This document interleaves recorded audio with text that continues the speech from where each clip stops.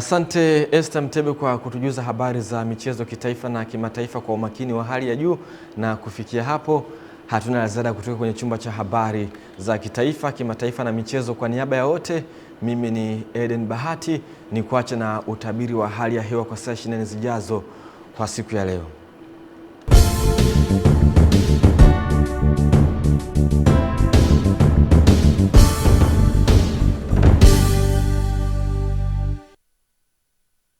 Naam, mamlaka ya hali ya hewa nchini Tanzania na kuletea utabiri ambao ni wa saa 24 zijazo kuanzia saa 3 usiku wa leo. Hali ya mvua inatarajia kuendelea kupungua katika maeneo mengi hapa nchini. Pia hali ya upepo inatarajia kuongezeka kwa kiasi kidogo kutokana na kuendelea kuimarika kwa mgandamizo mkubwa wa hewa hapa nchini. Wakati usiku wa leo maeneo yote ya nchi yanatarajia kuwa ni makavu. Kwa hali ya upepo unatarajia kuvuma kwa kasi ya kilomita 30 kwa saa katika maeneo ya Victoria, maeneo ya Rukwa, Nyasa na bahari ya Hindi. Hali ya bahari kwa wastani inatarajia kuwa na mawimbi makubwa kiasi. Kwa hali ya mvua tunatarajia kuwa maeneo mengi yanatarajia kuwa ni makavu kwa siku ya kesho, isipokuwa katika maeneo ya Arusha, Manyara, Kilimanjaro, Tanga, visiwa vya Unguja na Pemba, jiji la Dar es Salaam, mkoa wa Pwani, kaskazini mwa mkoa wa Morogoro, Lindi na Mtwara kutakuwa na hali ya mvua nyepesi katika sehemu chache. Kutoka mamlaka ya hali ya hewa nchini Tanzania, jina langu ninaitwa Tunza Sanane. Asante na usiku mwema.